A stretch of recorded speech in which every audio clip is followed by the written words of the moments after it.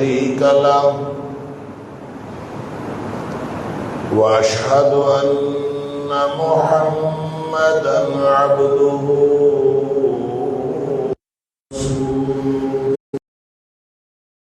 من يعص الله ورسوله فقد ضل وغوى فإنه لا يضر إلا نفسه ولا يضر الله شيئا نسأل الله ربنا أن يجعلنا ممن يطيعه ويطيع رسوله ويتبع رضوانه ويجتنب سخطه فإنما نحن به وله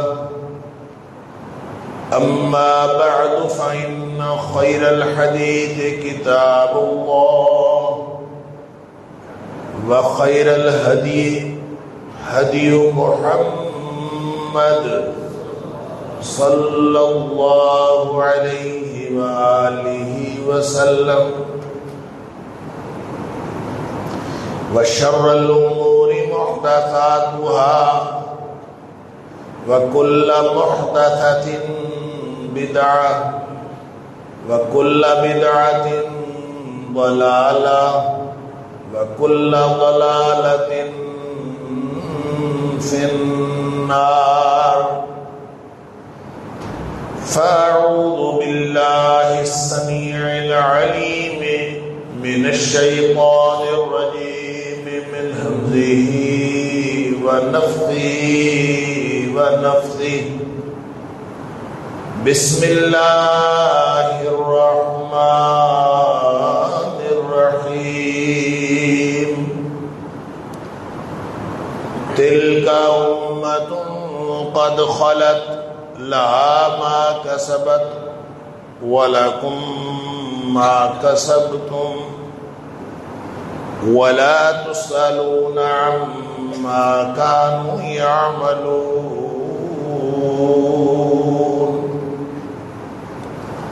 یہ امت ہے جو گزر گئی، جو کچھ انہوں نے کمائی کی وہ ان کے ساتھ ہے اور ان کے لیے ہے. وَلَكُمْ مَا كَسَبْتُمْ، اور تمہارے لیے وہ کچھ ہے جس کی کمائی تم نے کی. وَلَا تُسْأَلُونَ عَمَّا كَانُوا يَعْمَلُونَ، اور تم سے یہ بات ہرگز نہیں پوچھی جائے گی کہ وہ پہلے گزر جانے والے لوگ کیا کرتے رہے. صدق اللہ العظیم. اللہ کی توفیق سے گزشتہ جمعے میں چند باتیں تاریخ کے حوالے سے عرض کی تھیں اور تاریخ کے مطالعے کے حوالے سے جو ہمارا رویہ ہے اس حوالے سے چند باتیں گفتگو آپ کے سامنے رکھی تھی. اور بات اس نہج پر آگے بڑھی تھی کہ تاریخ ایمان رکھنے کی چیز نہیں ہے. ایمان رکھنے کی چیز اللہ کا قرآن ہے یا نبی پاک صلی اللہ علیہ وسلم کا فرمان. اور اگر کوئی بات ایسی ہو جو قرآن اور نبی پاک صلی اللہ علیہ وسلم کے فرمان کے خلاف ہو اور تاریخ اس کو بیان کر رہی ہو تو اس پر 100 نہیں 50 نہیں ہزاروں کتابیں بھی لکھی بھی ہوں، ایک آدھ کتاب کی تو بات ہی نہیں، ہزاروں کتابیں تاریخ کی لکھی بھی ہوں، جو بات قرآن کے خلاف ہے اور نبی پاک صلی اللہ علیہ وسلم کی بات کے خلاف ہے وہ بات جھوٹ کا پلندہ ہے، اس کی کوئی حیثیت نہیں. ہاں جو باتیں قرآن اور نبی پاک صلی اللہ علیہ وسلم کے فرامین کے مطابق ہیں وہ صحیح ہیں. لہذا تاریخ کے مطالعے کا اصول ہمارے پاس آ گیا کہ ایمان رکھیں اللہ کے قرآن پر ایمان رکھیں نبی پاک صلی اللہ علیہ وسلم کے صحیح فرمان پر، اور اس کے بعد آپ تاریخ کا مطالعہ کرنا چاہیں تو آپ کریں، لیکن تاریخ کی بنیاد پر آپ نہ آپس میں تقسیم ہو، نہ تاریخ کی بنیاد پر کسی چیز کا فیصلہ کریں کہ کون حق پر تھا اور کون باطل پر تھا۔ حق اور باطل کا فیصلہ کرنا اللہ کا کام ہے، ہمیں تو شکر کرنا چاہیے کہ اس فساد کے دور میں ہم نہیں تھے، وگرنہ ہمیں کسی ایک طرف ہونا پڑنا تھا۔ اور آج اللہ نے ہمیں یہ اتنا شاندار قانون دے دیا ہے کہ وَلَا تُسْأَلُونَ عَمَّا كَانُوا يَعْمَلُونَ، وہ کیا کرتے رہے تھے، ان میں کون حق تھا کون باطل تھا، کون صحیح تھا کون غلط تھا، یہ بات قیامت والے دن تم سے کسی نے پوچھنی ہی نہیں، لہذا تمہیں اس کے بارے میں آپس میں جھگڑا کرنے کی اور محاذ آرائی کرنے کی ضرورت کیا؟ تاریخ کو بنیاد بنا کر، ہاں اگر تاریخ کا مطالعہ کرنا ہو تو اس کے لیے پہلے اپنا ایمان مضبوط بنائیں، اور وہ ایمان ہو اللہ کے قرآن پر اور نبی کریم صلی اللہ علیہ وسلم کے صحیح فرمان۔ جب آپ کو یہ بات یقین ہو جائے کہ تاریخ کی کوئی بات کتاب و سنت کے مطابق ہے تو وہ صحیح، اور جو خلاف ہے وہ جھوٹ ہے۔ اس لیے کہ تاریخ ایمان رکھنے کی چیز نہیں ہے، اللہ کا قرآن اور نبی پاک صلی اللہ علیہ وسلم کا فرمان وہ ایمان رکھنے کی چیز۔ اور اگر کوئی چیز ایسی ہے تاریخ میں جو نہ تو قرآن و حدیث کے مطابق ہے اور نہ ہی خلاف ہے، تو اس کے صحیح ہونے کے بھی اتنے ہی چانسز ہیں جتنے غلط ہونے کے چانسز ہیں۔ اس لیے آپ کو اختیار ہے کہ آپ اس میں سے کوئی بھی نقطہ نظر رکھنا چاہیں تو رکھ سکتے ہیں، اگر کتاب و سنت کے اندر اس کے بارے میں کوئی رہنمائی نہیں دی گئی۔ لہذا جب ہم اس اصول کے تحت قرآن کا، یعنی قرآن اور نبی پاک صلی اللہ علیہ وسلم کے صحیح فرمان پر ایمان رکھتے ہوئے جب ہم تاریخ کا مطالعہ کرتے ہیں تو تاریخ خود ہمیں بتا دیتی ہے جگہ جگہ پہ کہ میں نے کہاں جھوٹ بولا ہے اور کہاں سچ۔ اس لیے کہ آپ کو قرآن کی بات پر ایمان ہونا چاہیے۔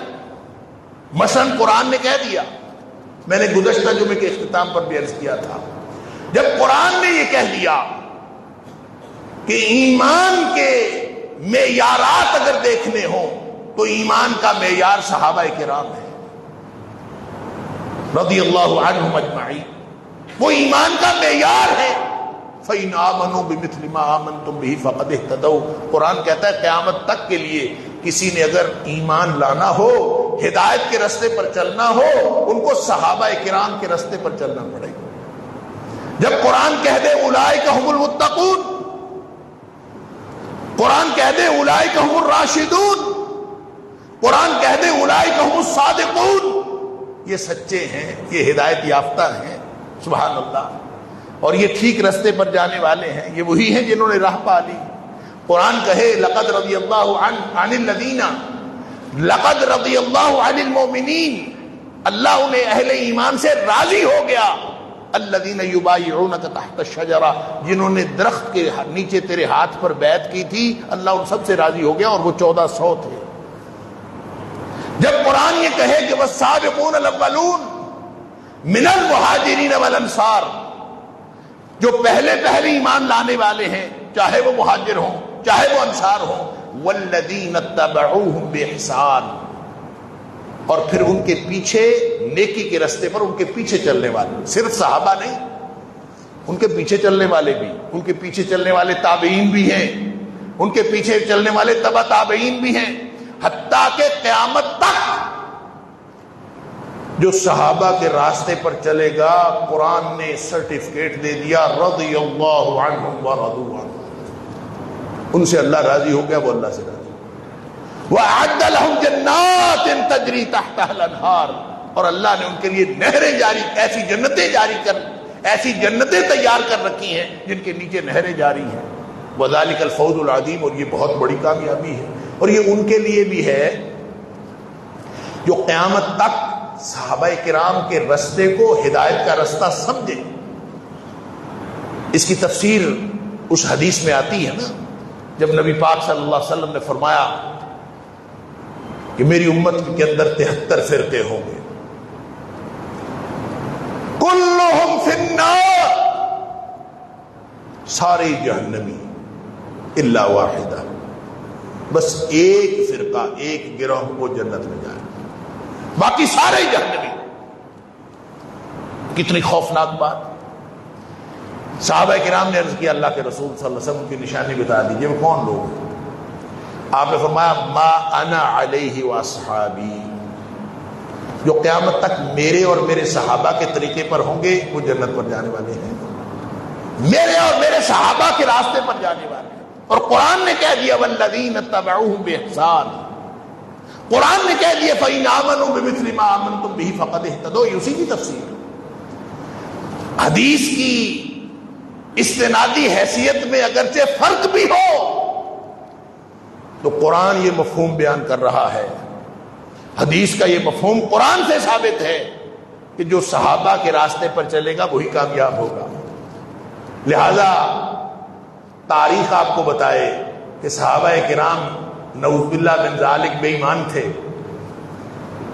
تاریخ آپ کو بتائے کہ صحابہ ایک دوسرے کے دشمن تھے، نعوذ باللہ من ذالک، تاریخ آپ کو بتائے کہ صحابہ اندر سے بڑے لالچی تھے، وہ دنیا دار تھے، وہ ایک دوسرے کو دھوکہ دینے والے تھے، انہوں نے ایک دوسرے کو دھوکہ دیا۔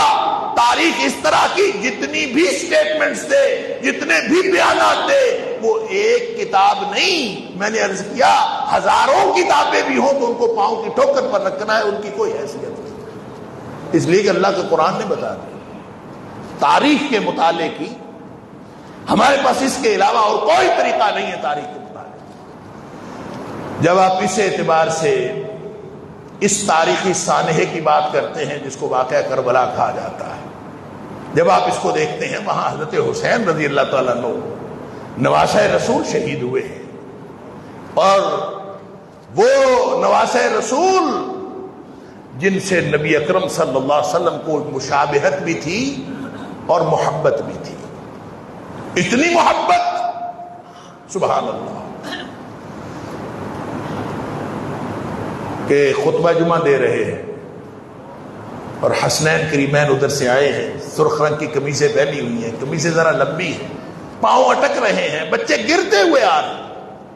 نبی کریم صلی اللہ علیہ وسلم نے خطبہ روک دیا اور اتر کے جا کے پہلے بچوں کو اٹھایا، پھر آ کے خطبہ شروع کیا، پھر دعا کی اللہم انی احبہما، اللہ میں ان دونوں سے محبت کرتا ہوں، فاحبہما، اللہ تو بھی ان دونوں سے محبت کر۔ اور ایک روایت میں آتا ہے اللہ تو ان سے بھی محبت کر جو ان سے محبت کرتے۔ لہذا حضرت حسین رضی اللہ تعالیٰ عنہ کے ساتھ محبت، حضرت حسن رضی اللہ تعالیٰ عنہ کے ساتھ محبت۔ اور جب ہم ان دونوں حسنین کریمین کی بات کرتے ہیں تو حسن پہلے ہیں، حسین بعد میں ہے۔ جہاں کہیں تذکرہ ہوا حسن کا پہلے تذکرہ ہے، حسین کا بعد، وہ بڑے جو ہیں۔ جب نبی پاک صلی اللہ علیہ وسلم نے فرمایا کہ یہ جنت کے نوجوانوں کے سردار ہیں تو وہاں بھی پہلے حسن کا نام لیا پھر حسین کا، الحسن والحسین، الحسن والحسین، پہلے حسن ہے پھر حسین ہے۔ دونوں کی محبت ایمان کا حصہ نہیں، دونوں کی محبت عین ایمان ہے۔ لہذا وہاں نبی پاک صلی اللہ علیہ وسلم فرماتے ہیں الحسن والحسین سیدہ شباب اہل الجنہ، یہ جنت کے نوجوانوں کے سردار ہوں گے یہ دونوں بچے، سبحان اللہ۔ واقعہ ہوا، بہت ہی المناک واقعہ ہے، اور اس پہ افسوس کا اظہار بھی کرنا چاہیے، لیکن کیا اس کو دین بنا لینا چاہیے؟ دین تو مکمل ہو گیا تھا نبی پاک صلی اللہ علیہ وسلم کی حیات طیبہ میں۔ الیوم اکملت لکم دینکم واتممت علیکم نعمتی ورضیت لکم الاسلام، یہ آیت نبی اکرم صلی اللہ علیہ وسلم پر نازل ہوئی۔ آج کے دن دین مکمل ہو گیا، تو دین مکمل ہونے کے اور نبی پاک صلی اللہ علیہ وسلم کے اس دنیا سے تشریف لے جانے کے 50 سال بعد، نصف صدی بعد ایک واقعہ ہوا ہے۔ اس واقعے کی، وہ واقعہ جتنا بھی آپ اس کے اوپر افسوس کریں وہ انتہائی افسوسناک واقعہ ہے۔ المناک واقعہ ہے. مظلومیت کے عالم میں شہید کیے گئے حضرت حسین رضی اللہ تعالیٰ عنہ. ان کے جو بھی قاتلین ہیں جنہوں نے بھی قتل کیا ہے ان سب پر لعنت ہو اللہ کی، اس لیے کہ وصف کے اوپر لعنت کرنا جائز ہے. آپ یہ کہہ سکتے ہیں لعنت اللہ علی الکاذبین، سارے جھوٹوں کے اوپر لعنت ہو، لیکن آپ یہ نہیں کہہ سکتے کہ فلاں شخص جھوٹا ہے اور اس کے اوپر لعنت ہو. اسپیسیفائی نہیں کر سکتے اس لیے کہ ہو سکتا ہے وہ جھوٹا نہ ہو. لہذا آپ کہیں کہ حضرت عثمان غنی رضی اللہ تعالیٰ عنہ کا جو قاتل تھا، حضرت علی رضی اللہ تعالیٰ عنہ کو جو قاتل تھا، حضرت عمر فاروق رضی اللہ تعالیٰ عنہ کا جو قاتل تھا، جو بھی حضرت حسن رضی اللہ تعالیٰ عنہ کو زہر دیا گیا ان کا جو قاتل تھا، حضرت حسین رضی اللہ تعالیٰ عنہ کا جو قاتل تھا، سارے قاتلین کے اوپر اللہ کی لعنت. وہ کون تھا؟ یہ تاریخ جو بتائے ضروری نہیں وہ درست ہو سکتا ہے درست ہو. میں نے پہلے عرض کیا کہ ہو سکتا ہے وہ درست ہو، لیکن ضروری نہیں، کیونکہ یہ قرآن بتائے گا اور نبی پاک صلی اللہ علیہ وسلم کے صحیح فرامین بتائیں گے. اگر کہیں کسی صحابی کو متون کیا جا رہا ہو، کسی صحابی کا نام اس میں شامل کیا جا رہا ہو، تو پھر ہمیں بیٹھ کے سوچنا پڑے گا کہ ہماری تاریخ ہمیں کیا بتا رہی. اور تاریخ نے صرف حسین رضی اللہ تعالیٰ کی شہادت نہیں بتائی، تاریخ نے ہمیں جنگ جمل بھی بتائی، جس میں ایک طرف حضرت عائشہ صدیقہ رضی اللہ تعالیٰ عنہ ہے، دوسری طرف حضرت علی رضی اللہ تعالیٰ عنہ ہے. تاریخ نے ہمیں جنگ صفین بھی بتائی، جس میں ایک طرف حضرت امیر معاویہ رضی اللہ تعالیٰ عنہ ہے، دوسری طرف حضرت علی رضی اللہ تعالیٰ عنہ ہے. پھر خارجیوں کے ساتھ جو خارجی بھی اپنے آپ کو مسلمان کہتے تھے، تو خارجیوں کے خلاف جو جنگ نہروان لڑی گئی، تاریخ نے وہ بھی بتائی ہے. پھر تاریخ نے یہ بھی بتایا کہ حضرت علی رضی اللہ تعالیٰ عنہ حضرت امیر معاویہ رضی اللہ تعالیٰ عنہ کے خلاف فیصلہ کن جنگ لڑنا چاہتے تھے. آپ کے ساتھیوں میں کوئی ایسے لوگ تھے جنہوں نے لڑنے نہیں دی. حضرت علی رضی اللہ تعالیٰ عنہ بیچارے اتنے پریشان ہوتے تھے کہ آپ کو نبی پاک صلی اللہ علیہ وسلم نے یہ پیشگوئی فرمائی تھی کہ علی تجھے ایک شقی القلب آدمی شہید کرے گا. یہ نبی پاک صلی اللہ علیہ وسلم نے بتایا تھا. تو حضرت علی رضی اللہ تعالیٰ عنہ کو اتنی مشکلات پڑی، تاریخ بتاتی ہے اس قدر مشکلات میں پھنسے کہ اکثر فرمایا کرتے تھے کہ وہ شقی القلب آدمی کس بات کا انتظار کر رہا ہے کہ وہ آئے اور میں چلا جاؤں اللہ کے پاس، اس لیے کہ اتنی مشکلات تھیں. یہ ساری باتیں جب آپ قرآن پر ایمان رکھ کے اور نبی پاک صلی اللہ علیہ وسلم کے صحیح فرامین پر ایمان رکھ کے تاریخ پڑھیں گے تو تاریخ آپ کو بتائے گی کہ وہ کون لوگ تھے جنہوں نے علی رضی اللہ تعالیٰ عنہ کے لیے مشکلات کھڑی کی. آپ کو یہ پتا چلے گا کہ وہ کون لوگ تھے جنہوں نے حضرت عمر فاروق رضی اللہ تعالیٰ عنہ کو شہید کیا. پھر آپ کو پتا چلے گا وہ کون لوگ تھے جنہوں نے عثمان غنی رضی اللہ تعالیٰ عنہ کو شہید کیا. اس لیے کہ حضرت حسین رضی اللہ تعالیٰ عنہ کی شہادت یہ ابتدا نہیں ہے، یہ تو تسلسل ہے. اور اگر آپ نے اس تسلسل کا اور اس کے حقائق کا جائزہ لینا ہو تو کتاب و سنت پر ایمان رکھتے ہوئے تاریخ کا جائزہ لیں. اور حضرت حسین رضی اللہ تعالیٰ عنہ کی شہادت کے پیچھے حضرت حسن رضی اللہ تعالیٰ عنہ ہیں جن کو زہر دیا گیا، ایک دفعہ نہیں 3 مرتبہ زہر دیا گیا. تاریخ آپ کو بتائے گی کہ وہ زہر دینے والے کون ہیں. پھر آپ اس کے پیچھے جائیں، حضرت علی رضی اللہ تعالیٰ عنہ کی شہادت کا دیکھیں، تاریخ آپ کو بتائے گی کہ ان کے قاتل کون ہیں. پھر آپ اس کے پیچھے جائیں، پھر جنگ جمل کے حالات کا بھی جائزہ لیں کہ جنگ جمل آخر لڑی کیوں گئی. پھر جنگ صفین کے حالات کا بھی جائزہ لیں، اور پھر حضرت عثمان غنی رضی اللہ تعالیٰ عنہ کی شہادت کا بھی جائزہ لیں. تاریخ آپ کو بتائے گی کہ یہ کیوں ہوا. یہ ایک تسلسل ہے. حضرت عثمان غنی رضی اللہ تعالیٰ عنہ کی شہادت سے جو فتنہ شروع ہوا تھا وہ ختم نہیں ہوا جب تک حضرت حسین رضی اللہ تعالیٰ عنہ شہید نہیں کیے گئے، بلکہ اس کے بعد بھی ختم نہیں ہوا. اور اس سے پیچھے شہادت فاروقی کو بھی آپ کو اس میں شامل کرنا پڑے گا. اب میں جلدی بہت اختصار کے ساتھ چند باتیں آپ کے سامنے رکھتا ہوں جس سے ایک خاکہ سا آپ کے ذہن میں آ جائے. حضرت حسین رضی اللہ تعالی، حضرت عمر فاروق رضی اللہ تعالیٰ کو شہید کرنے والے تینوں اجمی تھے۔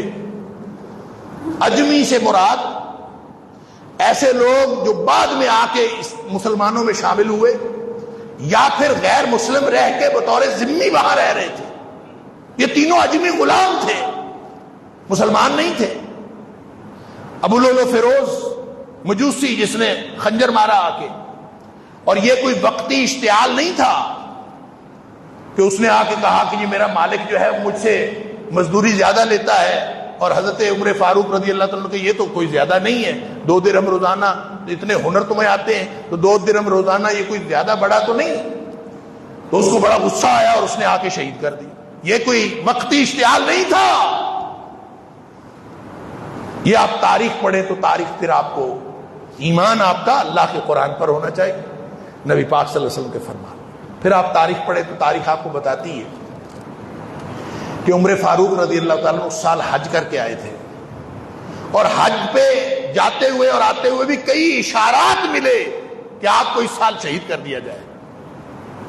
پھر جب آپ کو خنجر کا وار کر دیا گیا، وہ خنجر 2 دھاری تھا۔ 2 دھاری سے مراد اس کے درمیان میں پکڑنے والی جگہ تھی، ادھر بھی اس کا پھل تھا، ادھر بھی اس کا پھل تھا، درمیان سے، یعنی خنجر جیسے عام طور پہ تو ایک طرف ہوتا ہے نا، تو یہ ایک طرف نہیں تھا، دونوں طرف تھا۔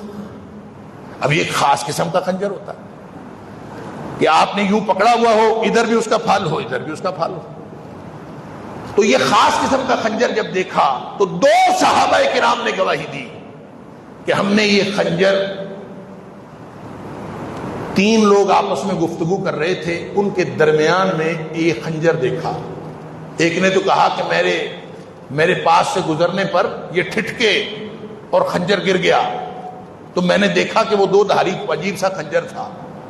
اور ایک نے کہا کہ میں نے یہ خنجر ابو لولو فیروز کے ہاتھ میں دیکھا، میں نے پوچھا یہ خنجر لے کے کیا باتیں کر رہے ہو؟ تو اس نے کہا ہم اس سے گوشت کاٹنے کا کوئی پروگرام بنا رہے ہیں۔ خنجر وہی تھا جس سے حضرت عمر فاروق رضی اللہ عنہ کو کے اوپر ضرب لگائی گئی۔ ابو لولو فیروز مجوسی نے ان کے اوپر حملہ کرنے کے بعد اپنے آپ کو مار لیا، خود تو مر گیا۔ باقی 2 لوگ کون تھے؟ ایک ہرمزان تھا، ایک جفینہ تھا۔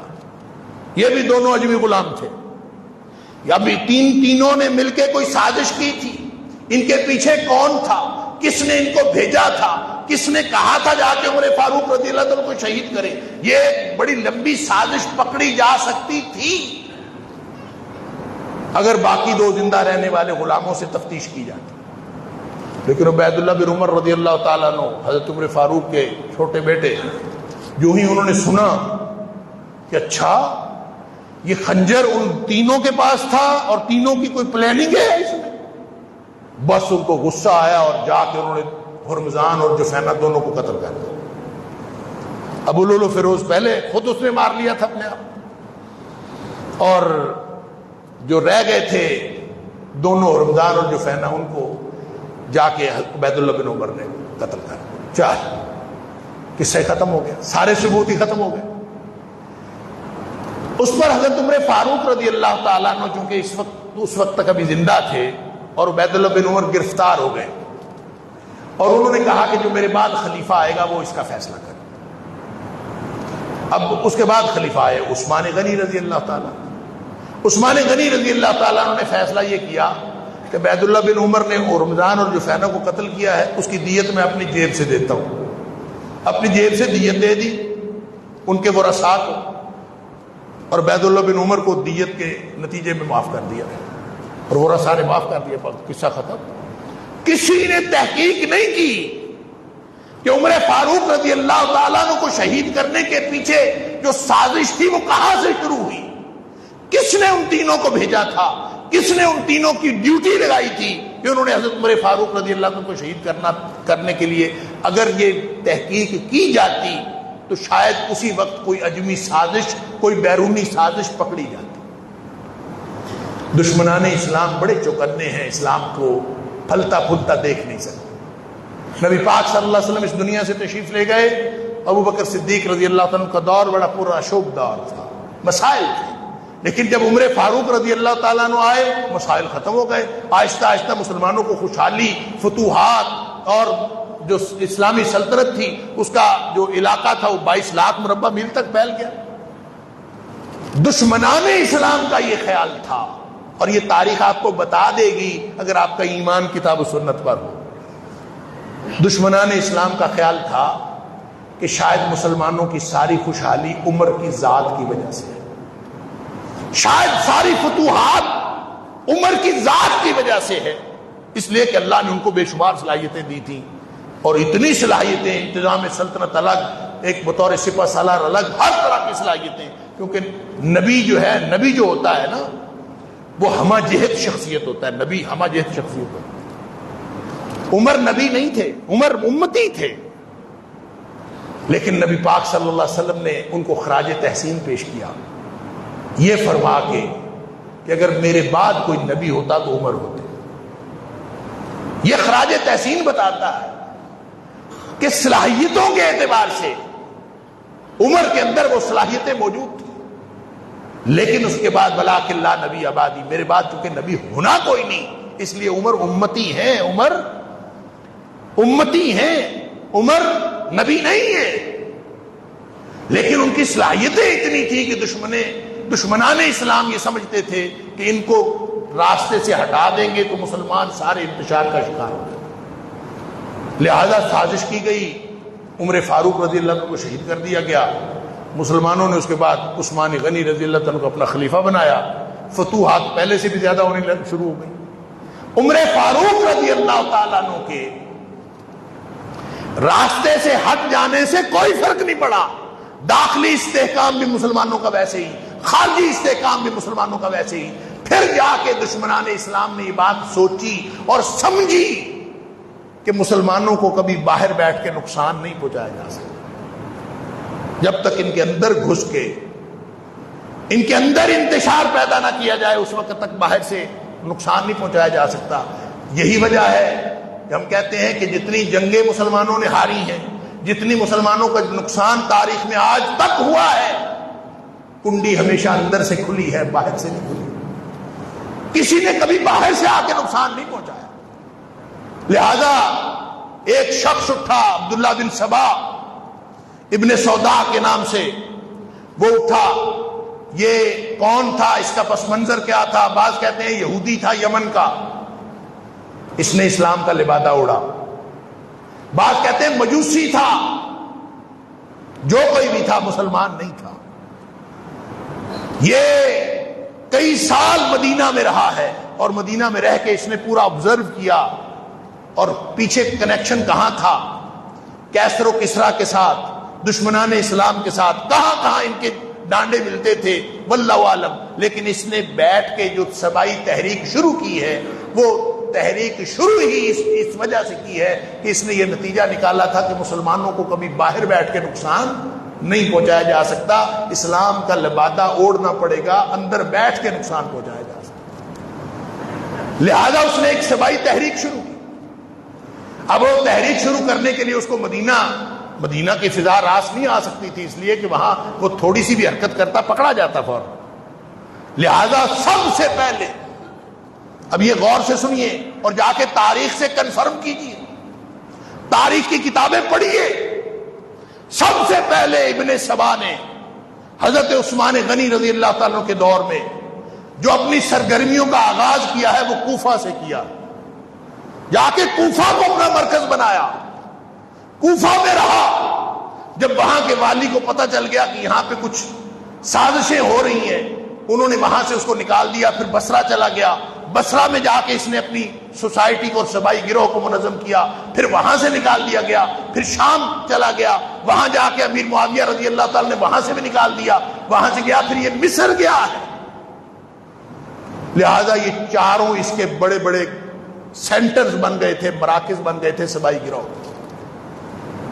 روز کوئی نہ کوئی خطوط آ جاتے، مدینہ میں خط آ جاتے کہ حالات بڑے خراب ہیں، یہ ہو گیا، فلاں ہو گیا، سنسنی پھیلا دی گئی. حضرت عثمان غنی رضی اللہ تعالیٰ کے خلاف ایک ایسا طوفان بدتمیزی برپا کر دیا ہے، اس کی لمبی داستان ہے.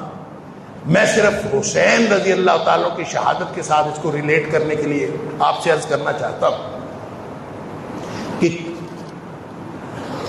دشمنان اسلام نے فتنہ سبائیت کے نام سے جو فتنے کا آغاز کیا تھا وہ کہاں سے کیا تھا؟ کوفہ سے۔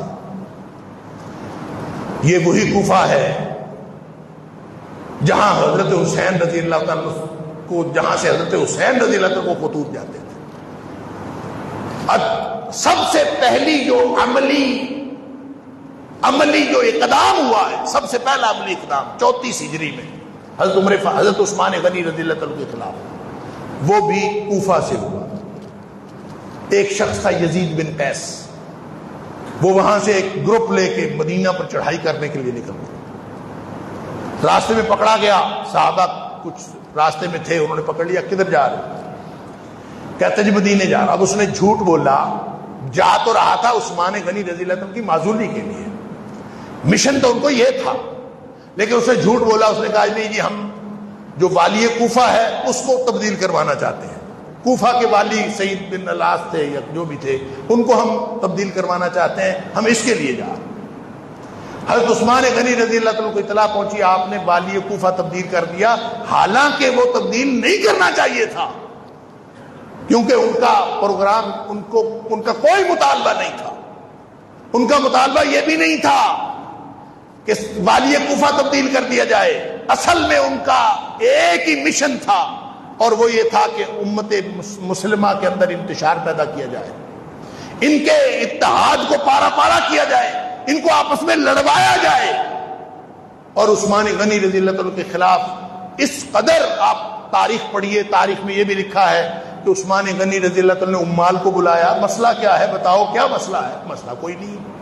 آپ نے تحقیقاتی کمیشن بھیجے، جا کے پتہ کر کے آئے حالات خراب کیوں ہیں، تحقیقاتی کمیشن آ کے واپس بتائیں حالات خراب کوئی نہیں ہے، لیکن خطوط، روز اتنے خطوط آتے تھے، حالات خراب ہے، یہ ہو گیا، فلاں ہو گیا۔ اللہ، میں نے عرض کیا تاریخ ہے نا، تاریخ لکھنے والا جو بھی لکھ دے، آج یہاں بیٹھا آپ بھی اگر تاریخ لکھنا چاہیں تو لکھ دیں، کوئی نہیں پوچھے گا آپ کو۔ اللہ اکبر۔ ایک اسلوب ہے لکھنے کا، حدیث۔ آپ کے ذہن میں یہ سوال پیدا ہو رہا ہوگا، اور خاص طور پہ جو لوگ حدیث کے علم سے واقف نہیں ہیں ان کو یہ سوال پیدا ہوتا ہے کہ تاریخ اگر گزشتہ دور کی لکھی جائے اور حدیث اگر گزشتہ دور کی لکھی جائے تو دونوں میں کیا فرق ہے؟ حدیث بھی تو مدون ہوئی ہے 3 صدی ہجری میں، اس سے پہلے لکھی گئی تھی، لیکن جو کتابیں لکھی گئی ہیں جو مدون ہوئی ہے وہ تو 3 صدی ہجری میں ہوئی۔ سن لیجئے، حدیث لکھنے کا جو اصول ہے نا، جن کو ہم اصول حدیث کہتے ہیں، وہ یہ ہے کہ جو کتاب لکھنے والا آدمی ہے نا، امام بخاری ہے یا امام مسلم ہے، امام ترمذی ہے، جو بھی ہے، جس نے کتاب لکھی ہے حدیث کی، اس سے لے کر نبی اکرم صلی اللہ علیہ وسلم تک جتنے واسطے ہیں نا، وہ کہتے ہیں میں نے فلاں سے سنی، اس نے فلاں سے سنی، اس نے فلاں سے سنی، اس نے نبی پاک صلی اللہ علیہ وسلم سے سنی۔ یہ جتنے واسطے ہیں وہ ذکر کرتا ہے، اور صرف ذکر نہیں کرتا، پھر ان کے حالات زندگی پتہ کیے جاتے ہیں۔ جتنے لوگ حدیث بیان کرنے کی اس چین آف نیریٹرز میں موجود ہیں، ہر ایک کے حالات زندگی پتہ کیے جاتے ہیں، اور ان کے، اس کو کہتے ہیں اسماء الرجال کا فن۔ وہ 5 لاکھ لوگ ہیں یا 6 لاکھ لوگ ہیں جو حدیث بیان کرنے میں سب کے حالات زندگی قلم بند ہے۔ اللہ، عالم کفر حیران ہے اس بات پر کہ یہ اتنا بڑا فن ایجاد ہو گیا صرف نبی پاک صلی اللہ علیہ وسلم کے فرامین کو محفوظ کرنے کے لیے۔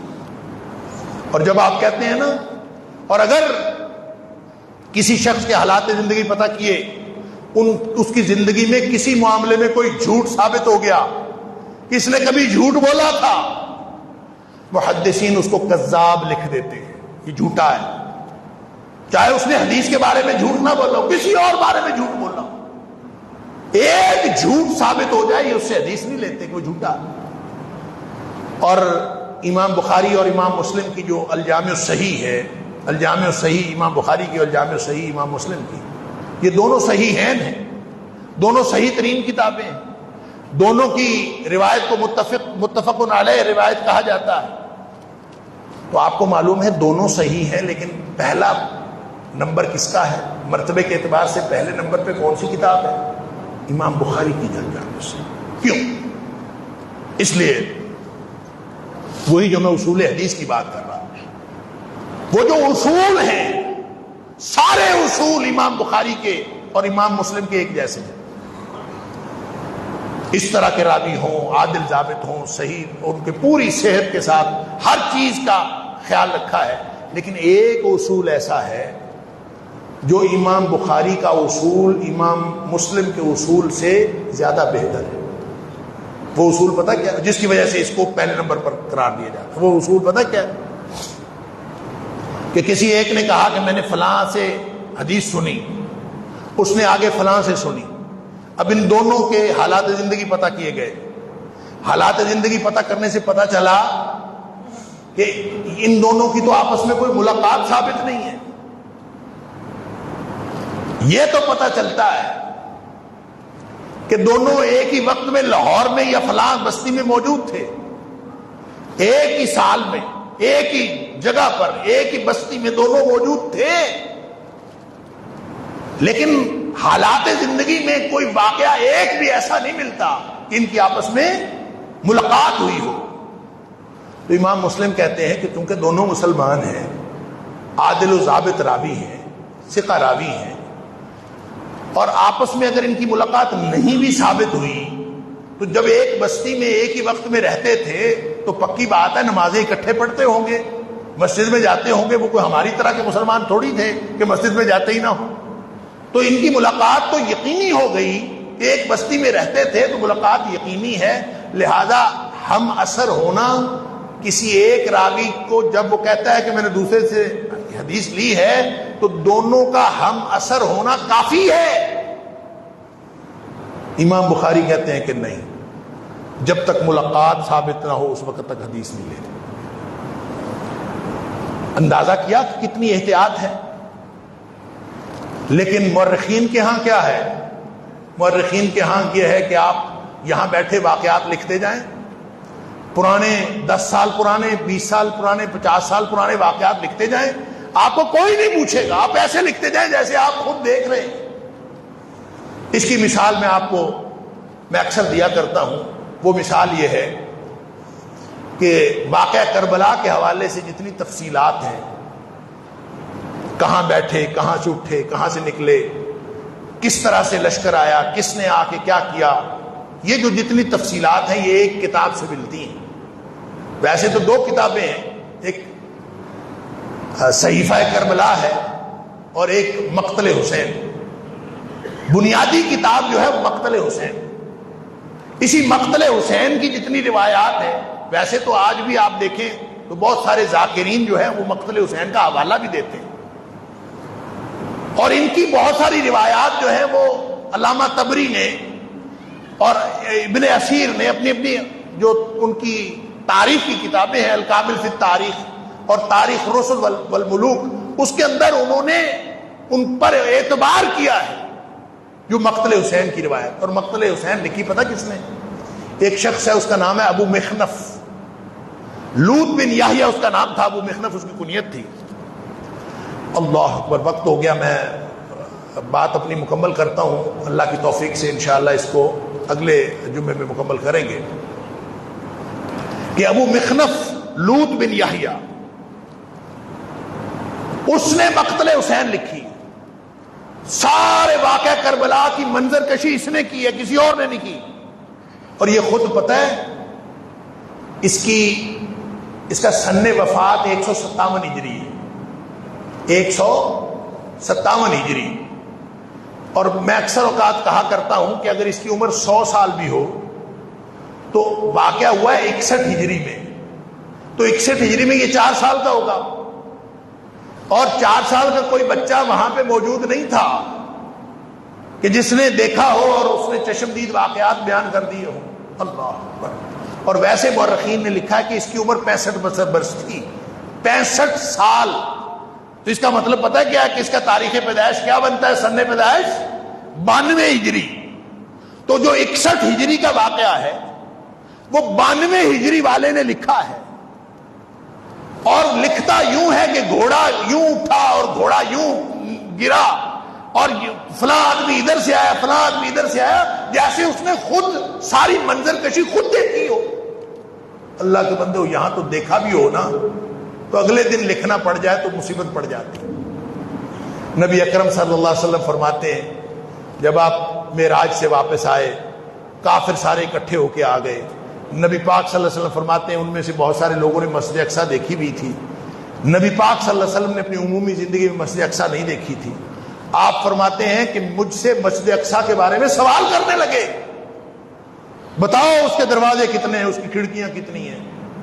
اب یہ دروازے کھڑکیاں اپنے گنے تھوڑی ہوتے ہیں۔ اب نبی پاک صلی اللہ علیہ وسلم ہو کے آئے تھے وہاں سے، لیکن جو شخص ہو کے آیا ہو ضروری تو نہیں کھڑکیاں دروازے، ہم روز آتے ہیں اس مسجد میں، آپ سے پوچھا جائے کہ مسجد مبارک کے حال کے دروازے کتنے ہیں تو کوئی ہم نے گن کے تھوڑی رکھے ہوئے۔ اس کا مطلب یہ تھوڑی ہوتا ہے کہ نہیں ہم آتے نہیں، آئے۔ لیکن میں عرض کر رہا ہوں کہ آپ کو لکھنا پڑ جائے تو آپ کو آ کے گننا پڑے گا، وگرنہ نہیں لکھ سکتے آپ۔ لیکن وہ نبی پاک صلی اللہ علیہ وسلم فرماتے ہیں مجھے دقت ہوئی ان کے سوالوں کے جواب دینے پہ، اللہ نے مسجد اقصیٰ میرے سامنے لا کے کھڑی کر دی۔ وہ سوال کرتے تھے، میں ادھر سے دیکھ کے جواب دے دیتا تھا۔ لیکن یہ اندازہ کری ابو مخنف کیا بلا ہے کہ 61 ہجری کا واقعہ، 92 ہجری میں پیدا ہونے والا شخص وہ یوں لکھتا ہے کہ جیسے وہ اس وقت موجود تھا اور اس نے سارے واقعات خود دیکھے ہیں۔ انا للہ و انا الیہ راجعون۔ یہ اصول ہی مختلف ہے۔ اس لیے آپ کہتے ہیں کہ جو حدیث کے اصول کے اوپر نبی پاک صلی اللہ علیہ وسلم، میں نے پچھلے جمعے میں یہ کوشش کی تھی کہ یہ عرض کرنے کی کہ نبی پاک صلی اللہ علیہ وسلم کی سیرت جو ہے وہ کچھ حصہ جو ہے وہ حدیث کے اصول پر لکھا گیا، کچھ حصہ مورخین کے اصول پر ہے۔ اللہ تعالی ہم سب کو اس بات کی سمجھ عطا فرمائے۔ جب آپ تاریخ کو یہ کہتے ہیں نا واقعہ کربلا اس طرح سے آپ تک پہنچا ہے، اس کی ڈسکرپشن اس طرح سے آپ تک پہنچی ہے، تو پھر ایمان اس پر نہ رکھیں، ایمان آپ اس بات پر رکھیں جو اللہ کا قرآن ہے اور نبی پاک صلی اللہ علیہ وسلم کو صحیح فرمان۔ پھر انشاءاللہ تاریخ آپ کو اپنا سارا سچ بتا دے گی اور چیزیں آہستہ آہستہ سمجھ آ جائیں گی۔ اللہ تعالیٰ مجھے اور آپ کو ہم سب کو سمجھ عطا فرمائے۔ وآخر دعوانا الحمدللہ رب العالمین۔